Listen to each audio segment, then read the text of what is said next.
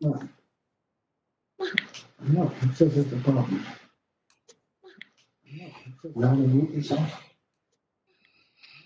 Not unmute yourself. Not unmute yourself.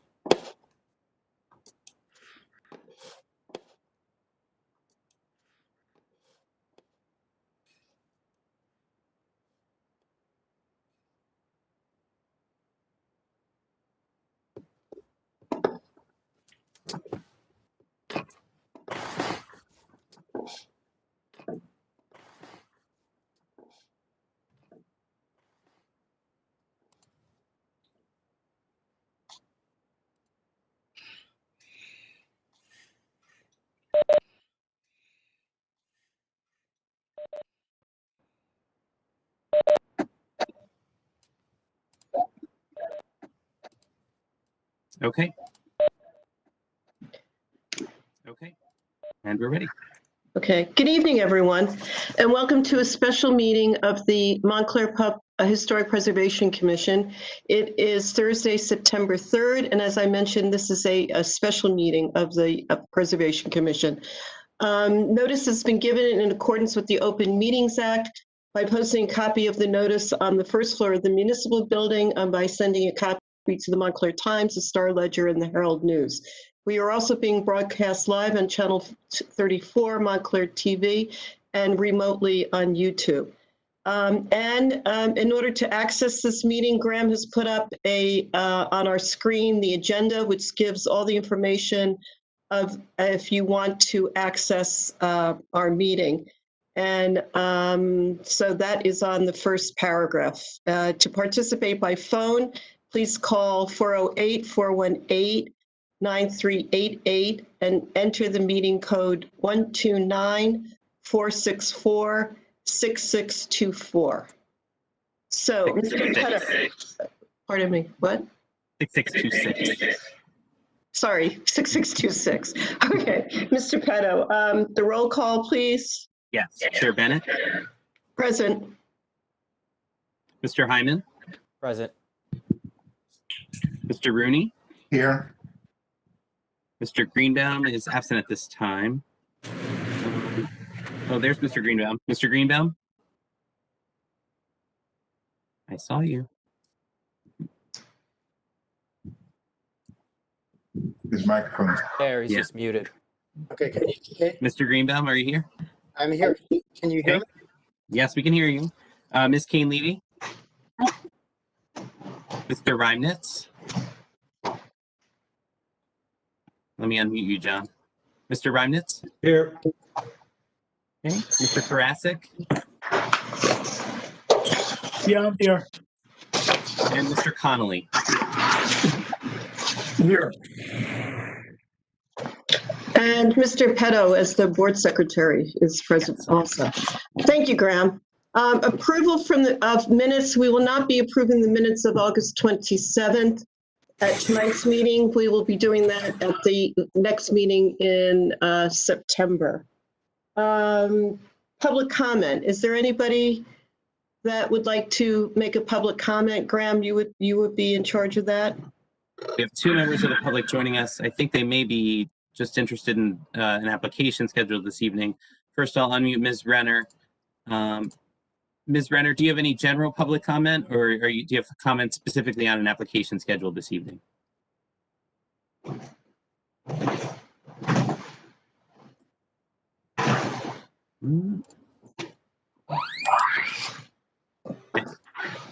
Annie? And Ms. Msmita Whitaker we have as well. I believe she's here for the scheduled application. Okay, so being that we have no general public comments, I don't believe we have any new committee reports, being that we just heard them all 2 weeks ago. We'll have some more coming up at our next meeting in 2 weeks. I can provide two updates briefly. We did, since last week, we did have one minor application that we reviewed quickly, just for an awning recovering at 596 Bloomfield Avenue. And then second, I just wanted to announce that the State Historic Preservation Office has approved our grant extension request to April 30th of next year. That's for the estate area survey. So we've had a 7-month extension to complete that work. With the additional time, it will be helpful to make sure that we have a complete and comprehensive product with lots of time to complete our research. Great. Okay, thank you, Graham. Sure. Next on the agenda, new business. Just a second. Is proposed demolition. It's HPC application 2020-15, 109 Union Street, Stephen and Liam Mirandis, proposed demolition of the property, the dwelling on 109 Union Street. And just for the record, I'd like to mention that this application was on our agenda to be heard at the August 27th meeting, and the applicant requested that it be carried to tonight, to our special meeting. And the applicant, I've just been informed, it will not be joining us tonight. So I'm going to turn the meeting over to Mr. Karasik. And if you could please tell us what is going on with this application, right? And so everyone knows. Let me just go back to timeline, and this is an application brought to demolish an existing building, 109 Union Street, and it was brought, Graham, when was the application initially filed? The application was filed on June 10th of this year. Okay, subsequent to the filing of the application, our consultant, Tom Connolly, requested some more information from the Yes. Applicant. And a report dated July 8th. On July 8th, and then the applicant subsequently supplied, as I understand, the information and Yes, on August requesting 6th. your original report.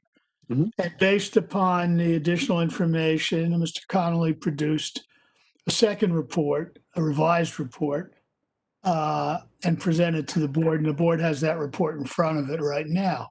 The applicant, in the meantime, had requested that the hearing not go forward at the last meeting because they had a conflict or their own issues. I believe the attorney had something else that night. In any case, they requested a delay, and it was delayed until this evening. Now, apparently, the applicant has contacted us and said that as a result of the delay in the processing of the application, it's taken more than 45 days, and consequently, the application, as far as the applicant is concerned, has been deemed approved. And it's coming to us tonight with the applicant taking the position that we have nothing to do. The application has been approved. We can go forward. I don't accept that legal position. I mean, there is a 45-day rule in our ordinance, but again, these more information was requested, was given, delay was asked, was given. Under these facts, I would say the application is still alive. If they want to contest that, they have an appeal right to contest that. But as far as my legal opinion is concerned, the board has the authority to do this application. Now, if the applicant's not here, it does pose a problem. I mean, however, I don't believe that is a grounds for the board to delay it any further. The applicant's making a choice not to come and hasn't asked for an adjournment or an extension or anything like this. In fact, taking the opposite view. So I believe the board can proceed. I think that Mr. Connolly, your report that the board has was also given to the applicant. Is that correct? I believe it was, Graham. Yes, it was provided to the applicant. Mhm. Correct. And as I understand, I mean, the recommendation of the report is that the building should not be torn down because it has historic merit. Now, if the applicant is making arguments to the effect that the building's structurally unsound or can't be salvaged because of the asbestos or whatnot, I don't believe those arguments really, this board commission is really competent to address. I think that this commission's role is to address the historic value of the building, merit of it, to be torn down.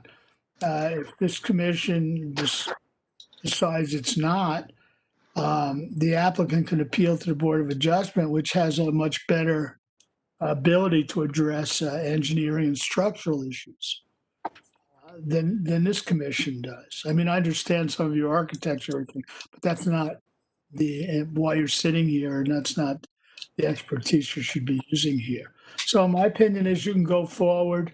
I believe that I would be as succinct as possible making a record, because with the applicant not here to cross-examine, I would try to be as direct and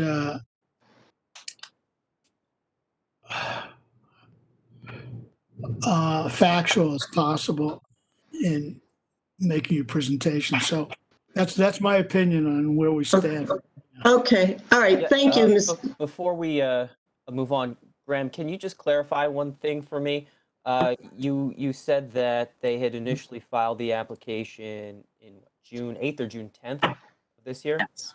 Okay, Mhm. and I recall this was on the agenda for our June or July meeting. I believe we had it tentatively listed for our July meeting Yeah. as well.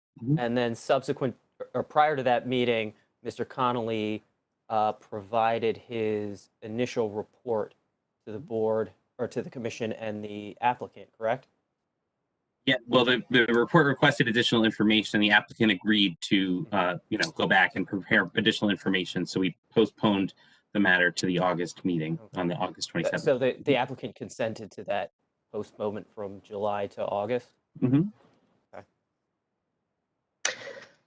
Okay, so at this point, I'd just like to remind everybody that according to the demolition ordinance that was newly created this year, 347-142.1, demolition of historic structures, under review, the Historic Preservation Commission shall review the application for total demolition according to the standards set forth in what I just said, and the standards set forth in 34 CFR 60.4 entitled Criteria for Evaluation, as promulgated by the U.S. Secretary of the Interior, which is adopted and incorporated by reference within our ordinance.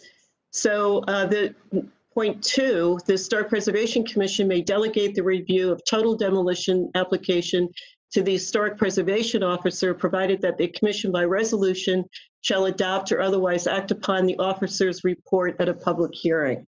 So moving forward, I would like to ask Mr. Conley to read his report that was the date reviewed on August 21st. And mark this into the record, please. Sure. You want me to read the whole memo or just the project comments? The comments? I think it's important to read Sure. the comments. Well, I think if you can summarize about the district and the importance of this structure within the district, which is paragraph 2. Let me say this: the report can go into the record. Mr. Connolly is here to vouch for it, so to speak, and to explain to us how he came about preparing the report and what he did in order to prepare the report. And then I think, Madam Chair, that if he summarizes the points and then answers questions of the commission, that would be adequate, and we put the report in whole, completely, so that it would be part of the record and for any appeal or for the concern of the applicant, if the applicant wanted to know what was the basis for the decision of the commission. Okay, so Tom, you want to proceed? Sure.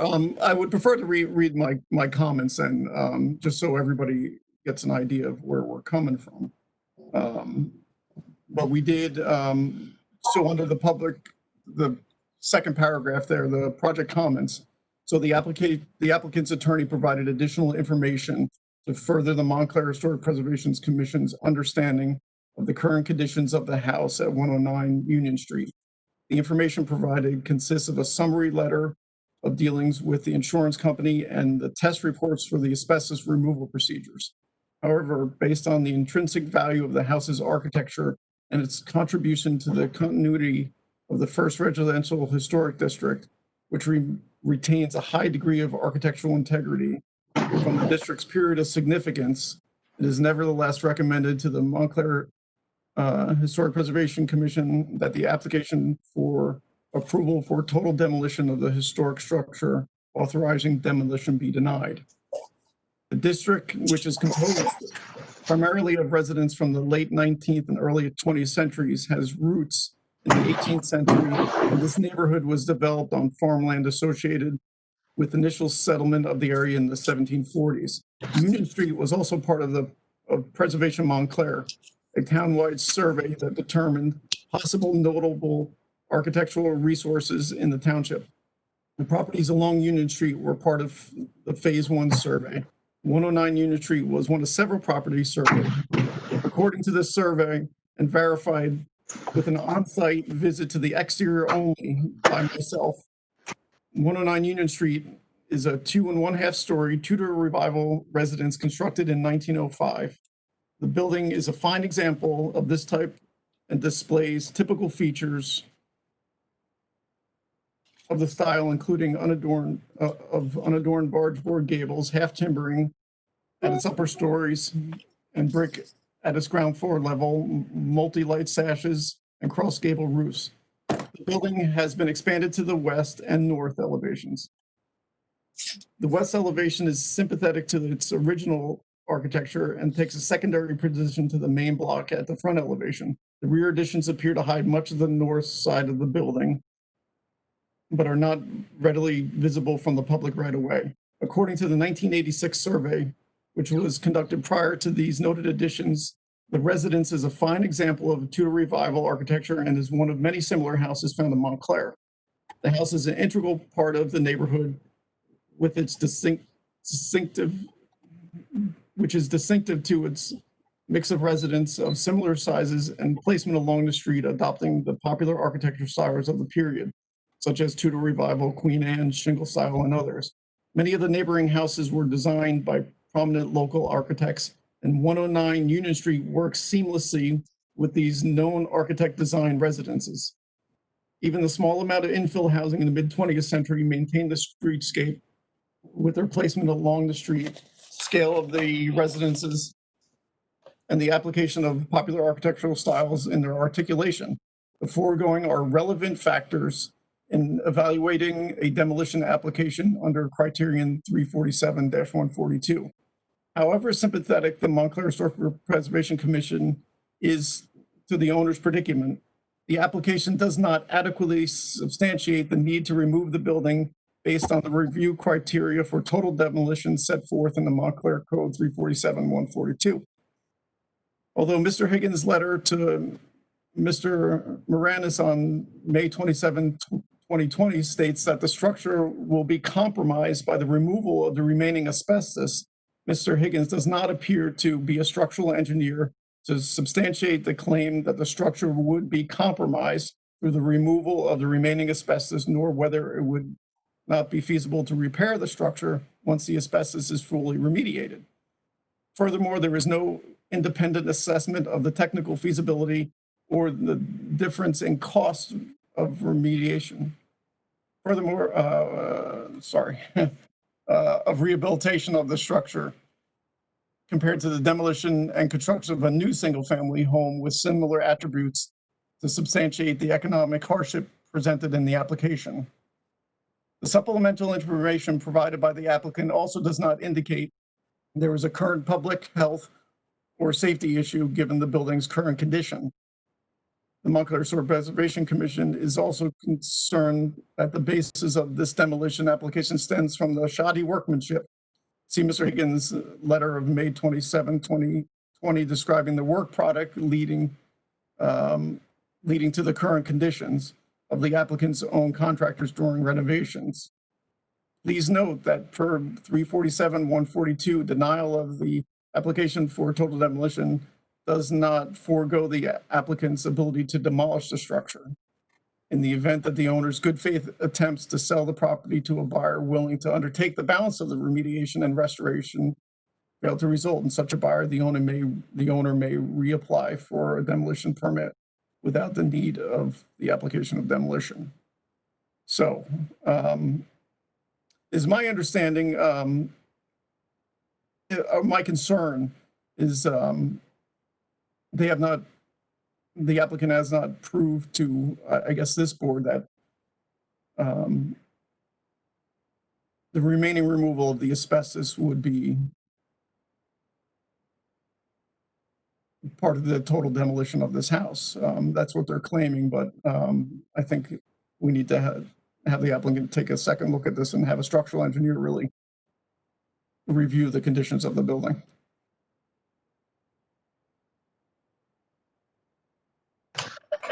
Okay, thank you, Tom. The only thing I'd like to say is, I don't have the ordinance in front of me, unfortunately, but I'm pretty sure that the board denial of this application means that there's no demolition permit can issue, period, unless there's a subsequent appeal. Or I don't believe there's that comeback piece in the amended ordinance. I may be wrong, because I don't have it in front of me, but I thought that essentially, when all is said and done, the commission on a total demolition of a structure that's historic and fits, it's within the jurisdiction, it is a final decision, appealable but final.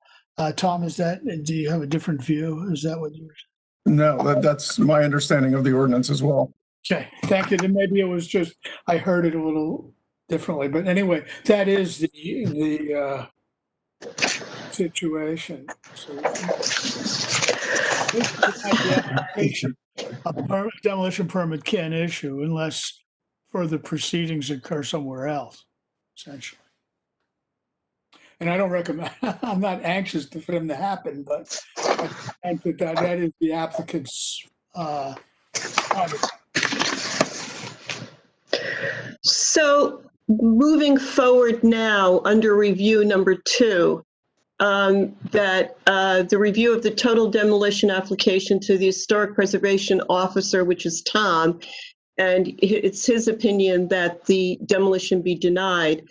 We, at the commission, by resolution, shall adopt or otherwise act upon the officer's report at a hearing, at the public hearing, which is tonight. So I would like, we won't have any further discussion, right, Ira? Within the commission, that's what you. No, you don't need to have any further discussion. I mean, I think that if the question is adopting the report or not, if commissioners have something to say about whether to do that or not, I mean, they're entitled to speak, but it's not, it's not necessary to do anything but adopt a resolution to adopt the expert's report, or not. However, that, people aren't precluded from speaking. I don't want to say anybody's silenced. It's just not necessary just to add, because particularly with the applicant not here, concerned about that. But nevertheless, I would agree. If there are no specific questions for Mr. Connolly on his report, I think we should open it up to the public and then let them provide comments and then make a motion whether to approve or deny the demolition. Sorry, Jason, you kind of trailed off there for a second. I was saying that unless there are specific questions for Mr. Connolly about his report, I think we should just ask if there are any public comments, and if there aren't, move forward with a motion to either approve or deny the demolition permit. Okay, does any other board members have any questions of Mr. Conley? No? Okay, then Graham, can you bring up the public comments? We're going to start with Ms. Lisanne Renner. Ms. Renner, are you on the line now? I think so. Can you hear me? We can hear you. Yes. Great, great. So my name is Lisanne Renner. I'm at 42 Godfrey Road in Montclair. For some time now, I've been researching the architect Alfred F. Norris, who designed, as you probably know, scores of houses in Montclair, and possibly he designed 109 Union Street. Although the architect of this house is undocumented, its design does have a lot in common with other Norris homes built on this tract, the Russell Tract, I believe it's called, and elsewhere. But even if 109 Union Street is not a Norris home, it is, as Mr. Connolly said, nonetheless an important contributor to the first residential historic district as a strong example of the Tudor revival. Of course, the health and the safety of those who would live in this house or do work in it as contractors is paramount. But and I definitely have sympathy for everything that this family has endured. Yet, in light of this building's architectural significance and the integral role it plays in the historic district, I would also hope that everything possible and technologically within reason is done to protect this 115-year-old structure and make it safely habitable once again. Alfred Norris's obituary in the Montclair Times said that his homes express an air of permanence. And I hope that the quality of permanence can continue to apply to 109 Union Street. Thank you very much. Thank you. Next, we have Ms. Msmita Whitaker. Ms. Msmita, I'm going to add you in here. Okay, and I've unmuted your line. Go ahead, Ms. Whitaker. Okay. I do have a report in front of me, but I won't read it entirely. And I agree with the previous speaker, of course, and the assessment. So I'm an architectural and design historian here in Montclair and a resident at 83 High Street. I've done quite a bit of research on Alfred Norris, as well as an associated architect from the period by the name of Dudley Van Antwerp. So when I found out that the property at 109 Union was proposed for demolition, my concern motivated me to research even further, thinking that it might be a house of Alfred Norris. So the issue is, first of all, it was built in 1911 to 1912. That's a different date that you have on record, but we were able to verify this through the Montclair Times, where they published building permits, and the permit was published in 1911. So the residence then built in 1911, 1912 is associated with an important cluster of houses designed in the early 20th century as an extended residential park by noted Montclair architect Alfred F. Norris and architectural peers. I feel its loss could establish a precedent that significantly alters the estate section that anchors the south side of Montclair. And as it was referred to in its day, and as we heard earlier, is an integral part of the first residential historic district. The house is a fine example of the Tudor revival style, as cited in the Montclair Preservation Survey of 1982, with associated twin gables, half timbered, exterior and lower portion in brick. Adjacent to 109 Union is another example of the Tudor revival style with Elizabethan details, designed by Norris, known to be designed by Norris, and built in 1913. So together, virtually built at the same time, the two Union Street residences visually extend the residential park development along Russell Terrace, located perpendicular to Union Street, with the entrance situated opposite the residence at 105 Union. The Russell Terrace or Russell Property Development, officially opened in 1906, was praised as one of Norris's greatest achievements.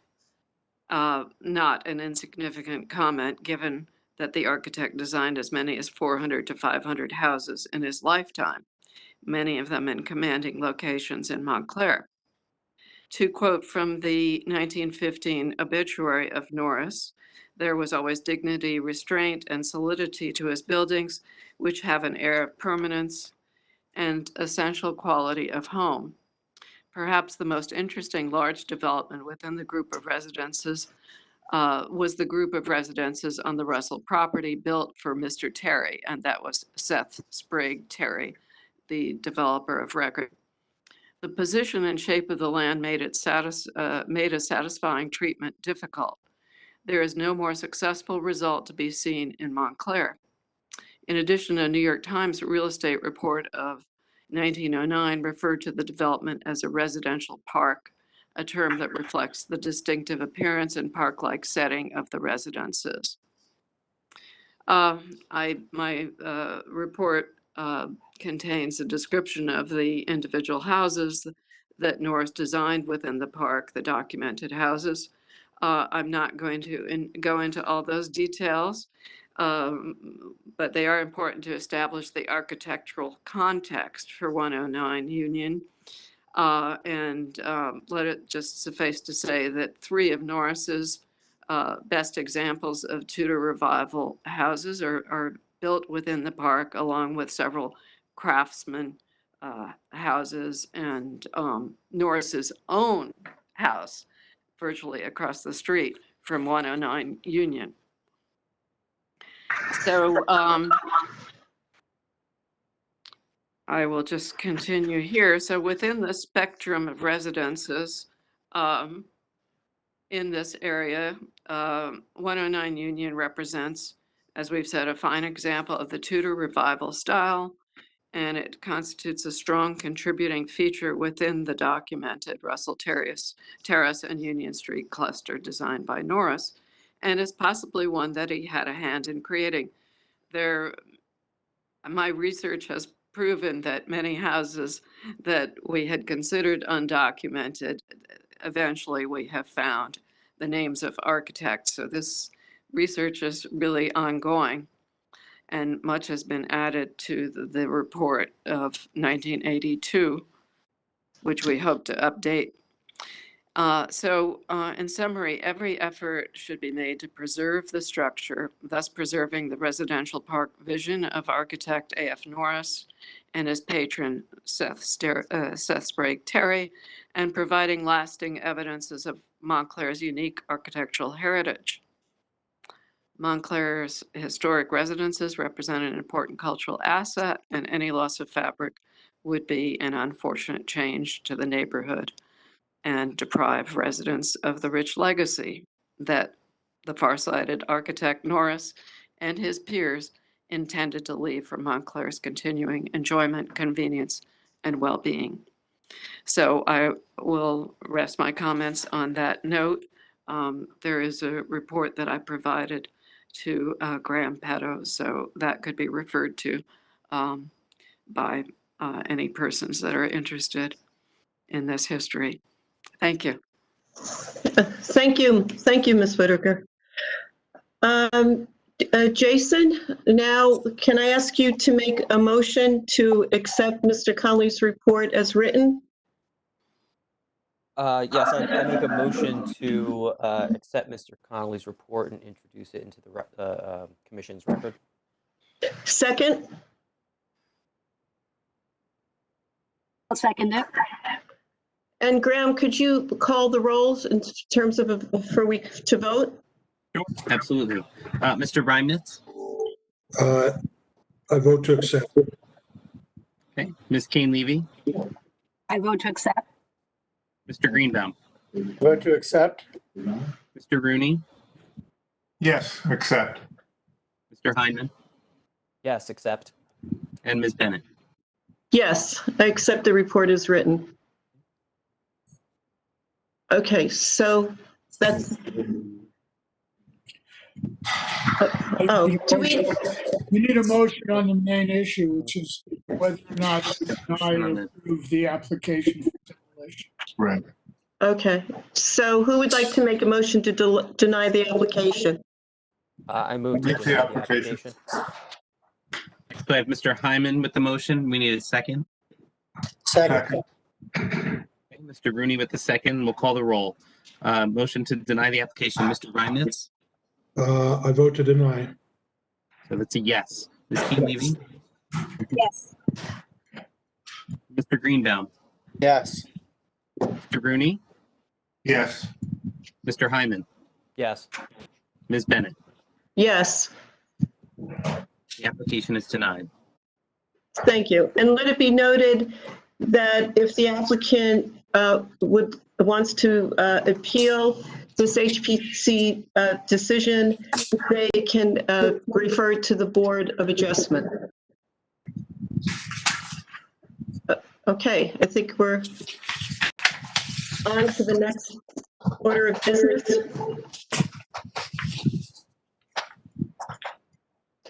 which is, excuse me, just a second. The next order of business is the referral from the Board of Adjustment, application number 2683, 139 Walnut Street, Victor and Kahada Barkley. Owners, this is a site plan approval for construction of a new multifamily dwelling to the rear of the existing two-family dwelling. This application for development is dated May 21st, 2020. The applicant proposes to remove the auto use from the site, which is in the rear building, and demolish that building at the rear of the property. In its place, the applicant proposes a total of 5 units on the site in one new multifamily building. The existing residential building in the front of the property is retained. The subject property is located in the Walnut Street Potential Historic Resource Area, identified in the historic preservation element of the Township Master Plan. The element identifies the area as built between 1880 to 1920 with a unique identity, known for development of the railroad and nearby commuter housing. The area includes Queen Anne, Craftsman, and other period revival styles. The subject property was surveyed in the 1981 Preservation Montclair survey. The existing dwelling on the property was constructed around 1865 and has vernacular Queen Anne elements. The report in that 1981 Preservation Montclair survey also mentions the barns at the rear of the building, which the applicant seeks to demolish as part of this proposal. Are the applicants here? And are they on? The applicant is not present this evening. Oh, is their architect here? There is no one here for the application. I was texting the Is nobody applicant, but I here? didn't hear anything. I sent an email to the attorney, but I didn't hear anything back. So, Mr. Karasik, could the commission proceed with the review, noting that the applicant did not appear? Is this the first time of this application? This is the first time with this application. This is a referral from the Board of Adjustment.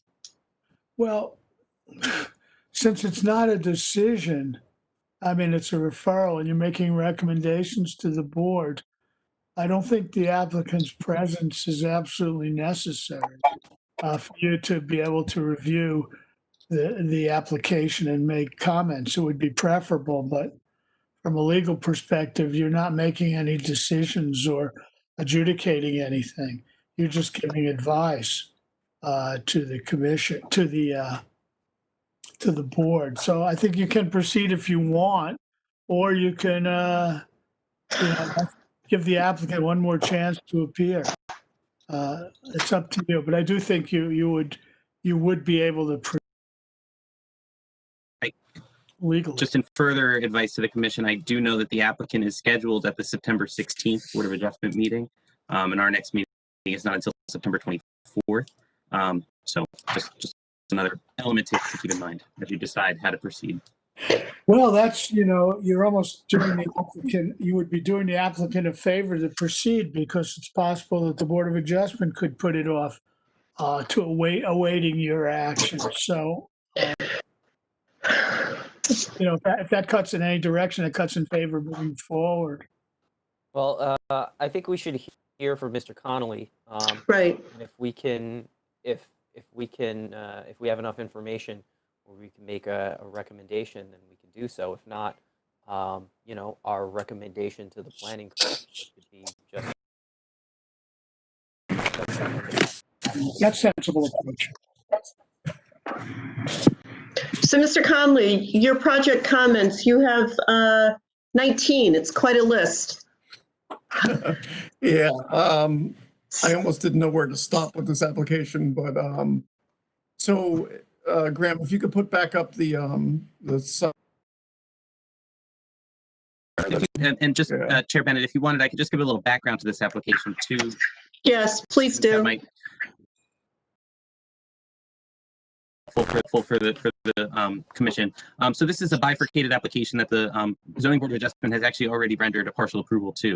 The applicant appeared before the Zoning Board seeking use variance, D variance relief, one, to construct a new 5-unit multifamily dwelling on the property, which already has a 2-family dwelling, and a second D variance to create 2 principal structures on one lot in the R2 2-family zone, which is not permitted. You can only have 1 principal structure. They wanted 2 in this case. The Board of Adjustment granted the D variances with the condition that the applicant return with a final site plan application showing the layout and configuration of the new and how the parking area would be accessed and all those additional elements. A schematic plan showing this building in this location was presented to the Zoning Board of Adjustment in the previous application. This is consistent with what the board has seen, but this is now the time where it's coming through for final site plan approval for the construction of the new multifamily dwelling to the rear, shown here at the back of this property. Walnut Street is out here to the front. You have the two family and then the new multifamily dwelling at the rear. So I just kind of wanted to give the commission a little bit of an orientation as to where this is. And the commission and the Zoning Board of Adjustment, again, as I mentioned, is scheduled on September 16th. And Graham, may I ask you, I know that in the first paragraph of the planning memo, you do note that. When was this approved by the Zoning Board? Just out of It curiosity. was approved last spring, May of 2019. Okay. March or early 2019. And if I understood you correctly, they were approved to construct 5 units in the rear of the building and have 2 principal dwellings on the property. Correct. Okay. So we're reviewing this in terms of how the whole design fits in with the historic Walnut Street, potential historic district. So with that, Mr. Conley, maybe you can begin. Yeah, so actually, this is the second set of drawings that I've taken a look at in the past maybe month. These are revised drawings that were just provided to me 20th of August. And in my review, I mainly base my comments on the historic design guidelines for the township and traditional buildings that would fit within the potential historic resource area of Walnut Street.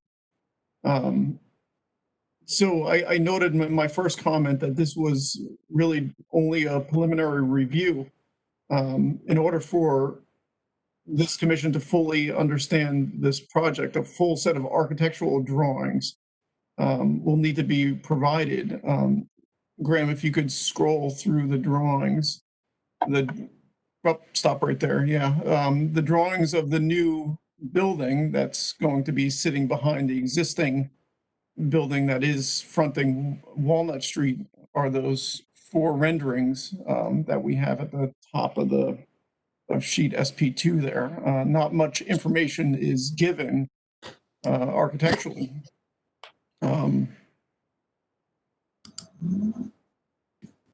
So there's not much on there, but I did have comments, and if I could skip around on my comments and just deal with that building. Some of the things we do ask for of applicants is to provide a streetscape view of the property showing the existing buildings along the street and incorporating this either addition or new building that will be on the property. This is somewhat large. It's larger than the existing building, and I think it would be important for us to understand how this is viewed from the street or the public right of way. That was my second comment. Comment number 3. Yeah, Tom, just for reference, so Walnut Street is here. I'll do a little drawing so the commission kind of understands where things are laid out here. So Walnut Street is out here. And so this is a driveway. This is the new building here. And so it will be visible down this driveway and also probably from this angle here as you travel down Walnut Street. And the reason for my comment about full architectural drawings, there was nothing relating to the actual height of this building. There are no dimensions given. So we really don't know how big this building is, height-wise.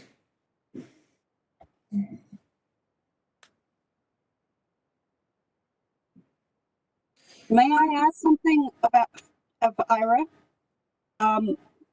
The threshold issue of the demolition of the existing barn garage, that is not something we're allowed to review?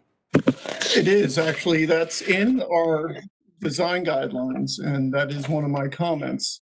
Comment 14, and this is taken right from the our design guidelines. It says historic original outbuildings, which this would be considered an outbuilding, should be retained as noted in the Township of Montclair's design guidelines, as it can be viewed from the public right of way. I did visit this property, and you can clearly see the buildings at the back of the site. Graham, if you go to the issue is that the Board of Adjustment, as part of their initial proceedings back in spring of 2019, that was discussed that those buildings would be demolished, and that was part of the findings of and determinations of fact that is part of the record of proceedings by the Board of Adjustment. So that's already kind of been determined, and that predates the demolition ordinance that was already passed. So Right. the demolition ordinance was post the Board of Adjustment approval in this case.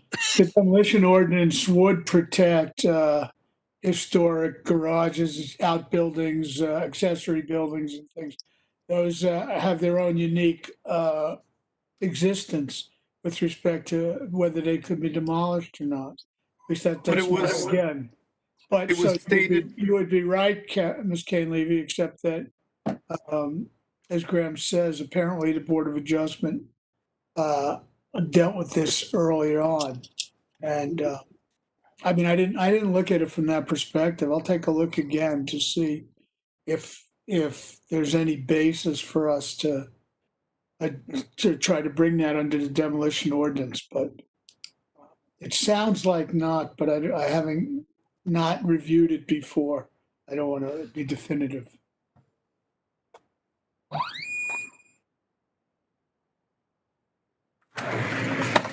Tom, do you want to continue then?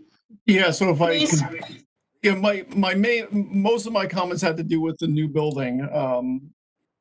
Like I mentioned, there's not much architectural information given. Other than that, what we could see in these elevations, and under my comment 4, I said the proposed new building does not really read very well in elevation. There seems to be no order, hierarchy, balance, or scale. Traditional homes use a small number of simple volumes to make the building read as a whole. It seems to me like this building was designed and planned, and they tried to make a building out of it, and it just not, to me, doesn't seem like it's organized very well. All my other comments have to do with the actual materials.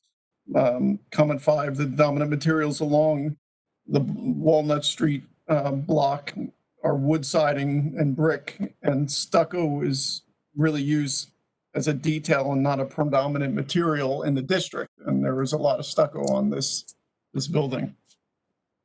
One of the things I did ask for too was a roof plan. It's hard to understand a building of this size with all these dormers and roofs all over the place without an actual roof plan.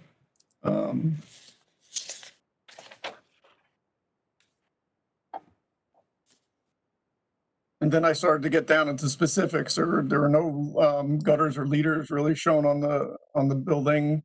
The division of lights on the facade seemed to be a random collection of divisions. So if you look at all the individual windows and compare the size of the actual lights, the mutton pattern are kind of haphazard.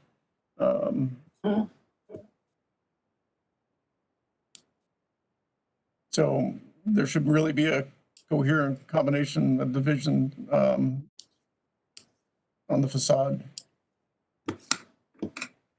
There's a lot of group windows shown on the building, and traditionally, historically, the windows would be separated by a mullion. That's just a typical detail, and it doesn't look like they have them. They're just kind of all grouped together in some places.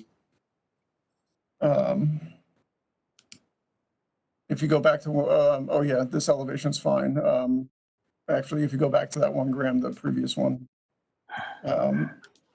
the second floor windows really should not intrude into the string course there. They're typically set above, and that's noted actually to the left there where you see the person standing just below there. There's a horizontal wood belt courser between the siding and the stucco. The windows kind of sit within that string course. And that typically wouldn't happen. I mean, there's a lot of detail that we just don't know too much information about. It seems to be like the rafter tails of at the roof line are exposed. They're drawn that way, but there's not too much information about them. We talked about the outbuilding. And my other comments, that was really it. That's all I could really discern from this minimal rendering. My other comments had to do with the existing building at the front of the property. I suggested that the applicant should be encouraged to remove the vinyl siding from this building. I don't know if we have a photograph of that. There it is. And restore its lost architectural detail. There's a great historic photograph of this building that shows the building with a lot more detail, especially at the eave. I believe the applicant is proposing to remove the two stair towers on either side of the building and reconstruct stairs at the rear. So those will not be visible from the street, potentially. I did have comments about there's a great photograph of the building.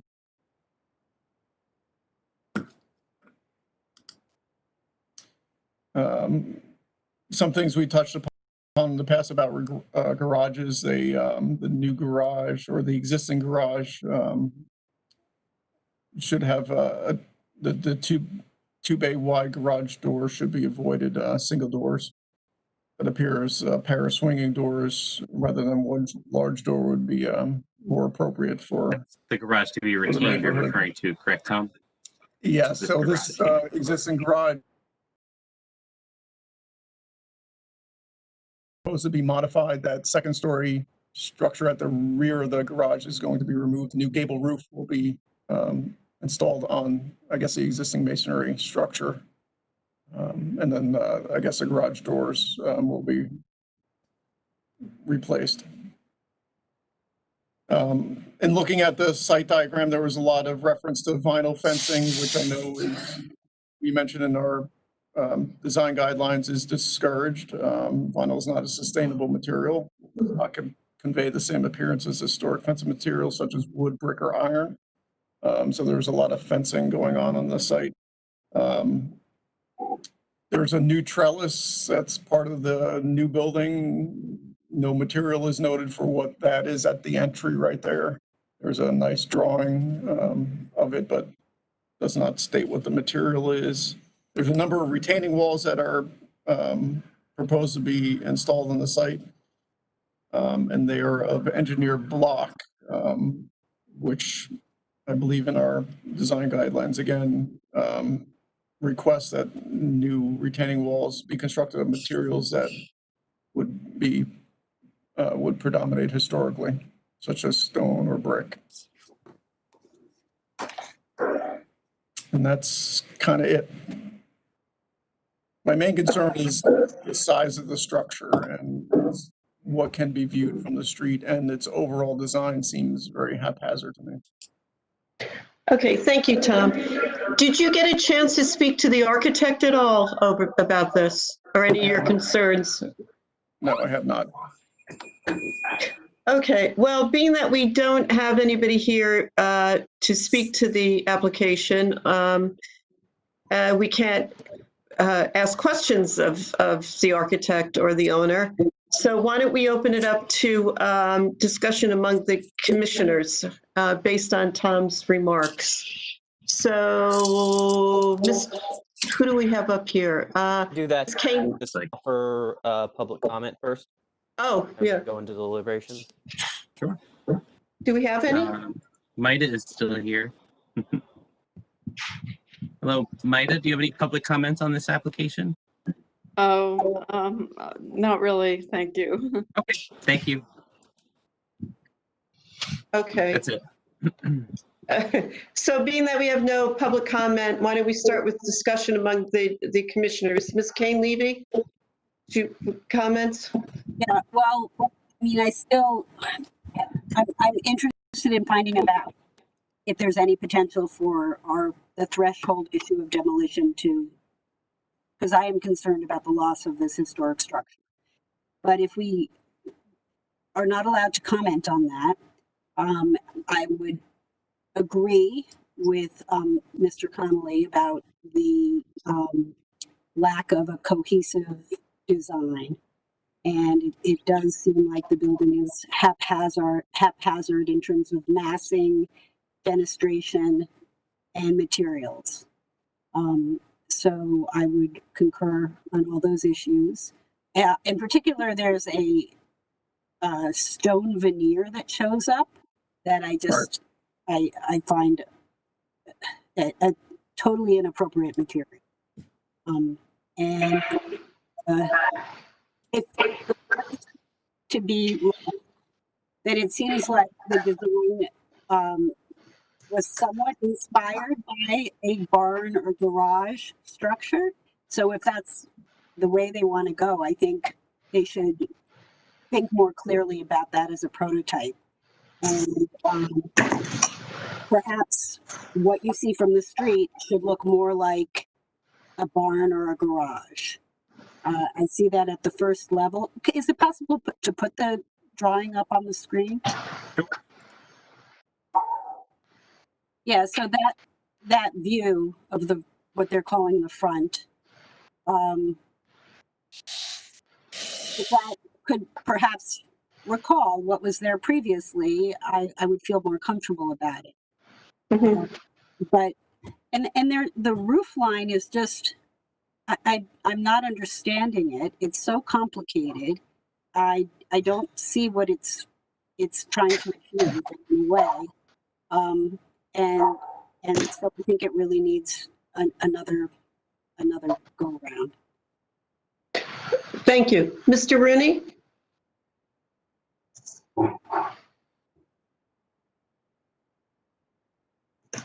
Steve? We reviewed this in the DRC, Development Review Committee, and we told them that they should take clues from the existing building, because there's a lot of detail on that, and also the barn. And, we didn't have much to say about the massing and things like that, but it was like the design elements that you should be using should be coming from the existing land, what's going around there. And I don't see that they actually did anything to that on the elevations at all. Okay. Any other comments? I have a few comments. Are we going Yes. around with comments? Yes, or- I was just wanted to make sure Steve was finished, but yes, Mr. Ryan. Okay, never, sorry. No, go ahead, John. There's so much wrong in my mind with this application from the HPC point of view. It's, I don't even know where to start. I would say that the existing house that's there, can you show that photograph, Graham?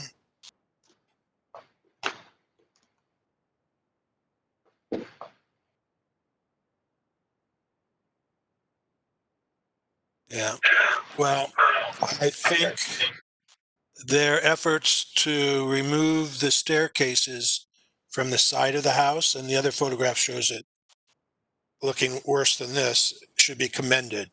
I think that is a big improvement on the street to get rid of those things and put them in the back. I think after that, I don't understand why this structure is here.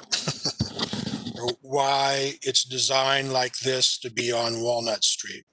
And since we can't ask the applicant any questions, I would agree with everything that Tom's said and probably more. That's all I have to say. Okay, thank you. Mr. Greenbaum? I feel that the applicant has submitted an incomplete application. That the elevations, as Tom has pointed out, do not show any dimensionality. So we're there looking at something that really doesn't permit us to make any rational decision. Holding aside aesthetics, purely talking about volume and massing, we're denied that information. So on that basis, the application is premature, and I don't feel we're equipped to really evaluate it for its lack of completion. Mm-hmm. And I agree with everything that Tom said. Thank you. Jason, Mr. Hyman? Yeah, I don't have any anything to add substantively other than I'm in agreement with the statements of my fellow commissioners and the findings and I guess issues raised by Mr. Connolly's report. So my recommendation would be to submit that, to endorse the report and submit it along to the zoning board with a request that if they were to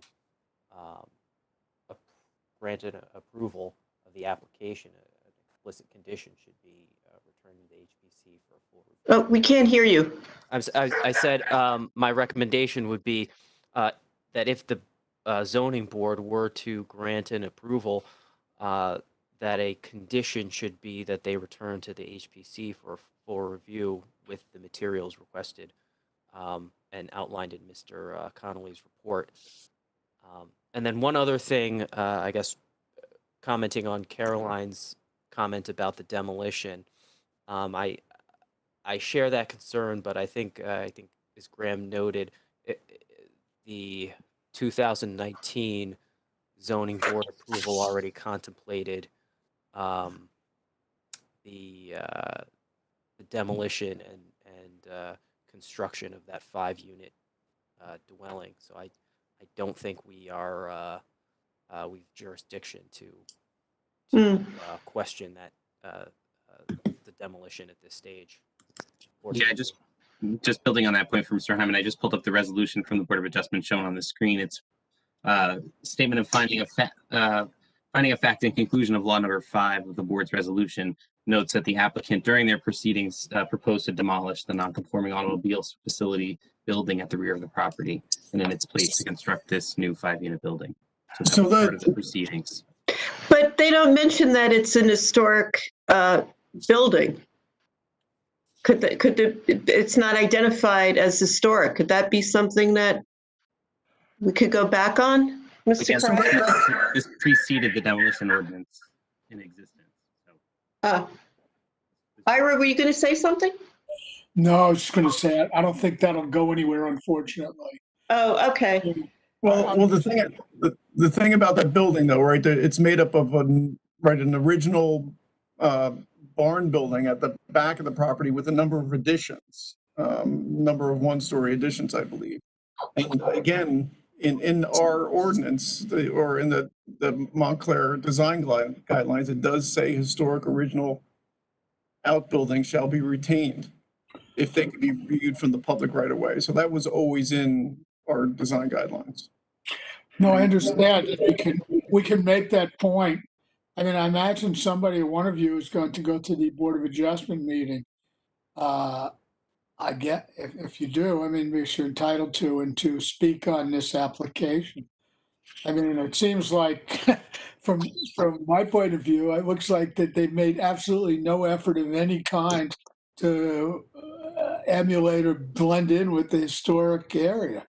So, I guess the best you can hope for is that the Board of Adjustment will recognize that the design has all these flaws from the commission's point of view, and not approve them until they actually come back with a more better design. But that's something you're going to have to argue with at the Board of Adjustment, I think.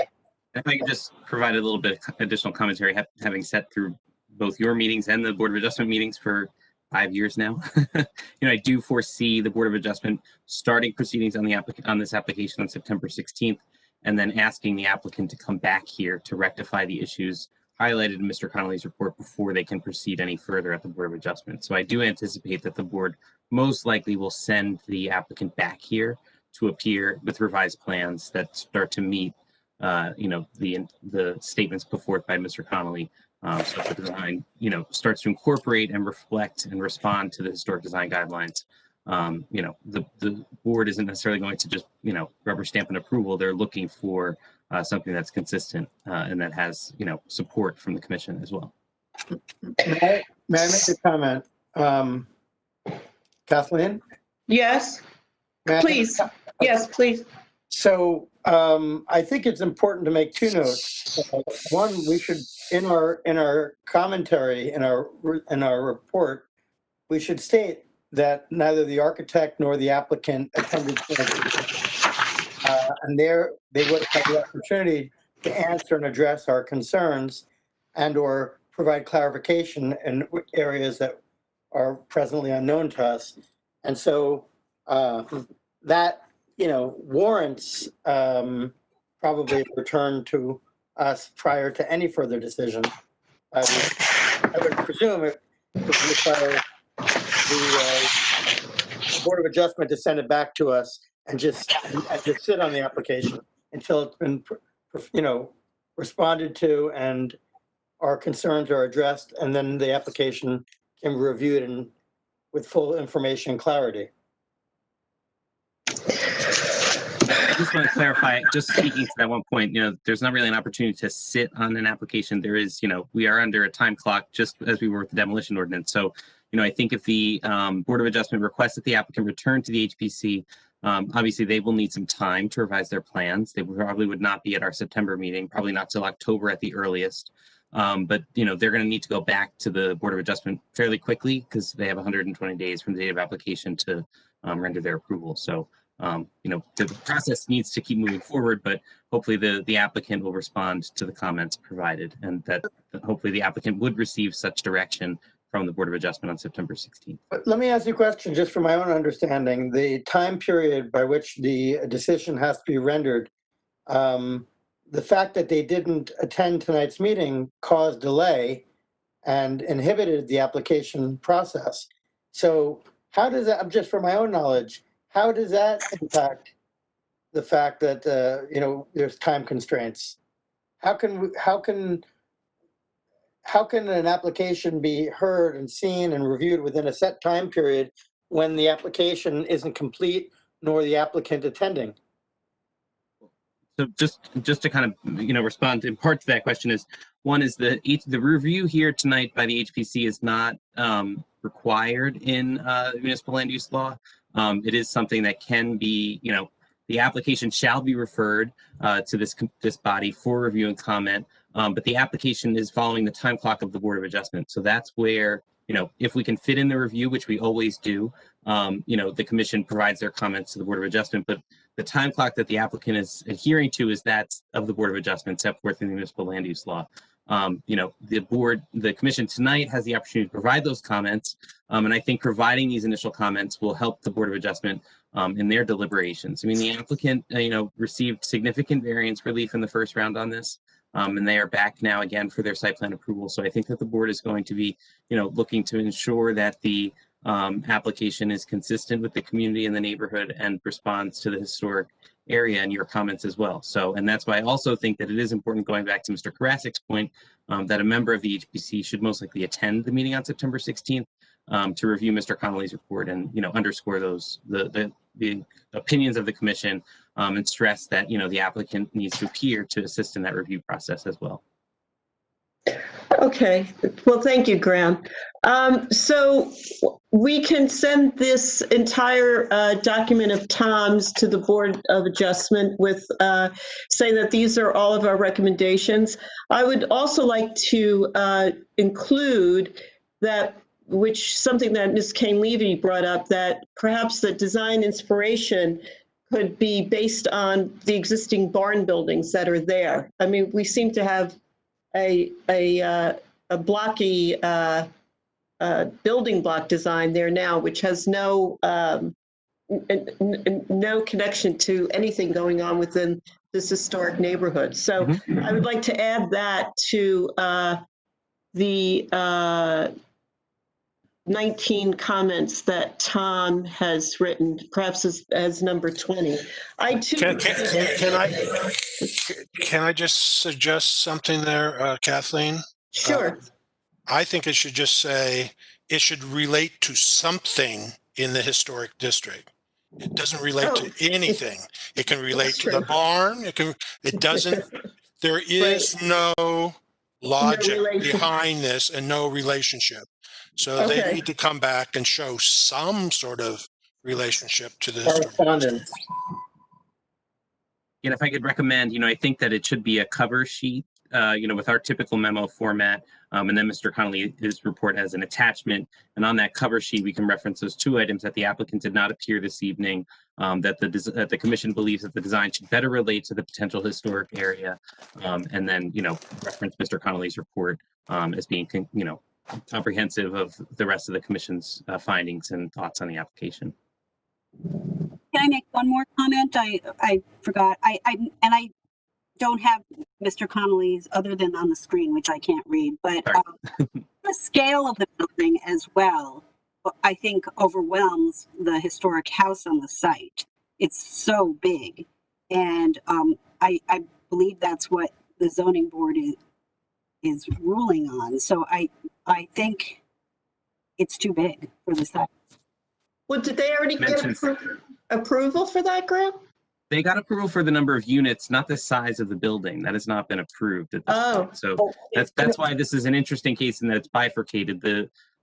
Basically the zoning board of adjustment said, yes, you can demolish the buildings to the rear. Yes, you can construct a new multifamily dwelling that will have 5 units in it, but come back to us and show us what that's going to look like. And if you need a variance for the height, if you need a variance for the setback, if you need other things, we'll discuss that at that time.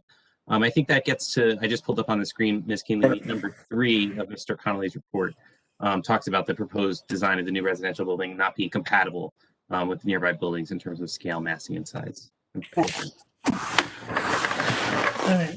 Well, okay. The zoning board that also means it's too big.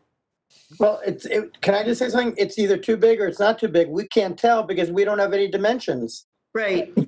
That's true. I would also suggest looking at the site plan. If we go back to the site plan, to me, it's about massing, maybe not so much how big it is, but if you compare the new building to the old house and just look at the massing of the old house, you can tell there just by looking at the shape of it, that there's more detail, volumes are broken up.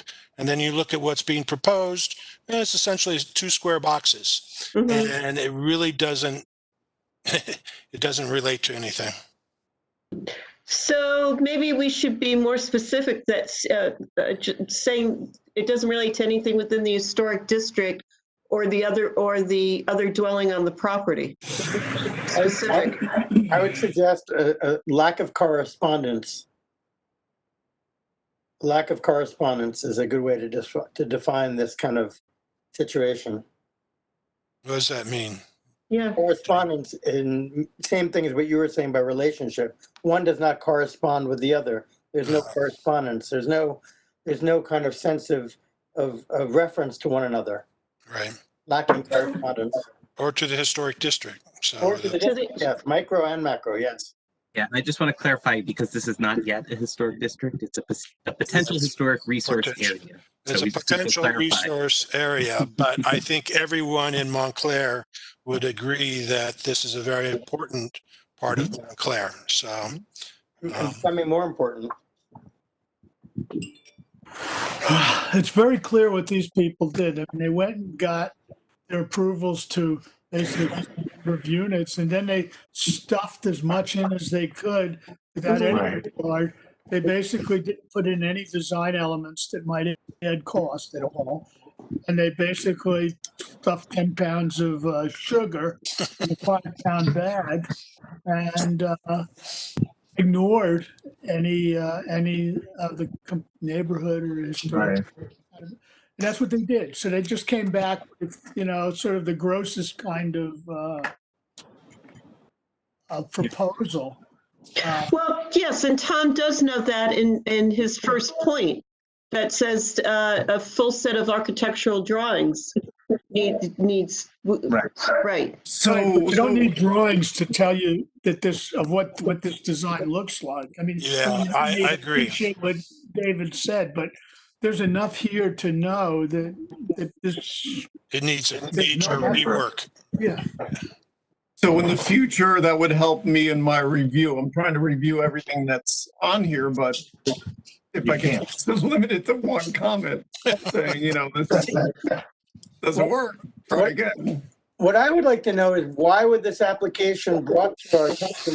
Why shouldn't the applicant have been told to provide dimensions in his elevation plans before applying for this to this body? Like, shouldn't there have been some interim step so that we wouldn't be looking at something without critical information? Well, Graham, I talked to you about this in the past, right? Everything that the planning or zoning board has on their application requirements is different from what HBC has. So they need to be coordinated somehow. We've talked about this through our ordinance changes subcommittee, which we need to meet again to review those checklists. We had, I believe it was Caroline and Kathleen and myself reviewing the two different checklists to try and draw some consistency between what's required of the HPC and what's required of the planning board and zoning board applications. So we should make that a priority going forward into the next season. Maybe in October we can meet after the September meeting. I think that's a great priority. I mean, there are no architectural details here. Exactly. So why is it being referred to us? Right. We don't even have anything we can comment on it other than a pastiche of different colors and a window here and a window there. One might presume that there's an act of deception taking place here, a willful withholding of information, hoping that we'll just let it go. David, I'm going to interject right there, and I would don't think you to keep those kinds of comments to yourself. We're here to consider what's been presented to us. It's really not our role to speculate about the motive or intent of applicants. Right. I mean, it's kind of funny to me that the east side elevation, they've kind of obscured the building with trees and fences and, we can't even read the building. Okay, so on that note, the comments that will go, the comments that will go to with the cover letter to the Board of Adjustment Graham, we had two things on We there. have two things, just noting that the applicant did not appear before at the proceedings of the HPC, and that the second is that the design of the new multifamily dwelling should better relate both to the building on site and to other buildings within the potential historic resource area. Yes, and then we'll add And then we'll just add all of Mr. Connolly's report in its entirety. yes. And you say September 16th is the zoning meeting? Correct. It's the meeting that this will be heard. That's correct. Can anyone volunteer for that? I think I'll be able to go if no one else can go. I can't. I'll go. Who's that? John? Yeah. Great, okay. Okay, we'll send a reminder. Okay, Graham? Thank you. Okay. I need that.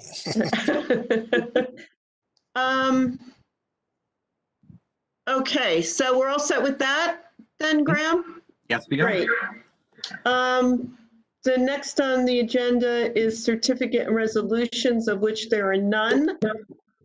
And then we're ready for adjournment. Would somebody please make a motion to adjourn? And Motion to adjourn. Second. thank you, Jason. Second, Second. John, all in Yes. favor? Aye. You want to see the next meeting, which is September 24th, I believe, Graham? That's correct. Bye-bye. Okay. Okay, Graham, thank you Night, for all your everyone. work. Appreciate it. Okay. Good night. Good Thank night, you, everyone. Ira. Goodbye. Bye. Bye.